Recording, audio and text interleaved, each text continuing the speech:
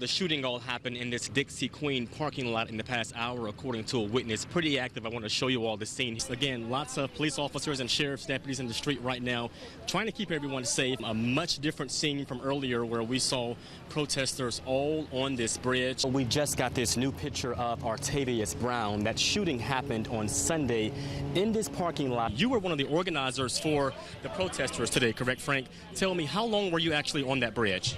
Well, we was on the bridge some hours. So here's some background now about the case. Darius Stewart was killed back on July 17th of 2015. If they out here, wherever they go, I go. Tell us what's your message. Our message, we want justice. Because he was the man of that house. Thank you for talking to us. Thank you. And again, to be clear here, Connor Schilling has not been charged. Check out his two-page rap sheet. He's well known to police. What's your words to customers? Yeah, first thing I could do for the company is apologize. It turns out, I found out, there really is no clear social media policy in place. What happened in Orlando is truly a tragedy impacting people all across the country and even right here in the Mid-South. We've learned the cause of fire is a faulty cord here. Those men walked inside the store and stole several mobile devices. It's been quite a day, an emotional day, a tough day, after 9 people were killed, 6 were children. And we are still pushing police to find out what they found on Perry's phone. And court documents show Phillips is now facing a child abuse charge. At last check, he remains behind bars. Reporting live in South Memphis, Jerry Askin, WMC Action News 5. New tonight, a discrimination lawsuit filed against the Memphis Police Department by one of its own. Good evening, I'm Joe Birch. And I'm Conji Anthony. After more than a decade on the force, one officer says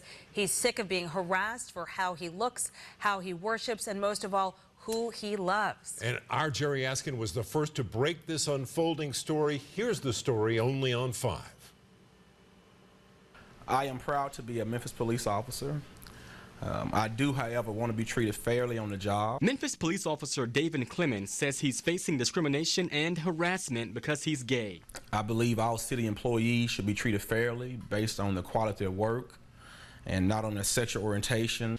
He's filed this federal lawsuit which claims even lieutenants on the force have harassed him, targeted him, all because of his, quote, homosexual lifestyle, end quote. All happening, he says, after he became the LGBTQ liaison in fall 2014 to better foster relations between police and the community. And you can't do that. You can't treat people differently because they're gay. Clemens claims he was openly mocked after his engagement to another gay officer. A couple of the lieutenants at the police station got together with a group and watched the video at the police station and started making comments, negative comments, and laughing about. He says he's also been harassed on the job because of his religion. He's the COO of a church with openly gay members. He also claims he's been harassed for a disability that keeps him from shaving. He is not able to shave closely, and this has been known that he has this shaving profile, so he doesn't have to shave closely, and all of a sudden now that's not good enough. Now, according to this lawsuit, Clemens has been suspended twice and even fired once, but rehired after another lawsuit. Today, we asked more questions, but his lawyer would only allow him to read a 3-sentence statement. And I want to continue my career as a police officer without any interruption or discrimination. And back live here at federal court, we're told the city and MPD cannot comment on pending matters. Our calls today to the city attorney's office were not returned. For now, we're live in downtown Memphis. Jerry Askin, WMC Action News 5. WMC Action News 5's Jerry Askin has that story from Whitehaven. Jerry? Holding signs and their voices loud and clear. No justice! No peace! I'm getting a little weary. So I want to make a stand for my children. We watched as hundreds of protesters marched for hours up and down Elvis Presley Boulevard near Graceland. Some people trying to make a statement in a part of town that brings many tourists to Graceland. Locking hands and crossing the street, they sent a strong statement. The protest even went as far to the Whitehaven Plaza, about a half-mile from Graceland. It's time. We do know several people were detained during the protest. Police were in full force, making sure everyone was safe. We want to make sure that they have a good conduit to let us hear so that we can be better, so that the city can be better.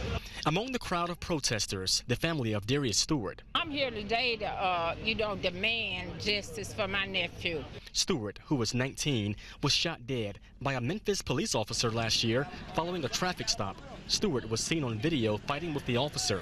The officer has not been charged and has since resigned from MPD. I see signs with Derry's name on it, so they represent me. They represent the city.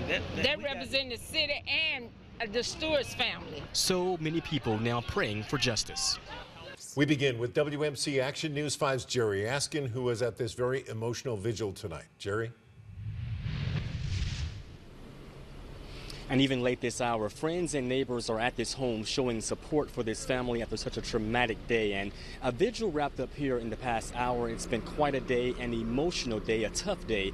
After 9 people were killed, 6 were children. A circle of family and friends. You pray for me. They prayed, held candles, and grieved. We'll come together, Father. An emotional gathering at the place where 9 people were killed when this South Memphis home caught fire early Monday morning. 6 of them were children. Investigators say a faulty cord to an AC unit sparked the blaze in the living room. I'm at a loss for words. I feel like it's an out-of-body experience right now. We watched all day as family and friends brought teddy bears and balloons here, all as a Memphis Fire t-shirt hangs on the front door. It's terrible. It's a harsh feeling. We also saw family outside Le Bonheur Children's Hospital praying that 8-year-old Cameron would make it.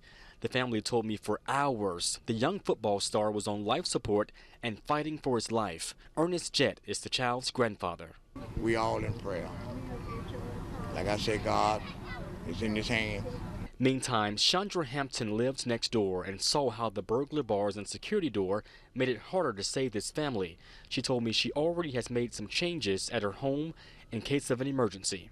We went through and rekeyed every swing gate that we had. And then we taped the keys to the wall. It'll be tough for this family. Walking by faith, that's all I can say. And they're praying for peace and understanding. So I believe it's in the good Lord's hand, that he will make a way.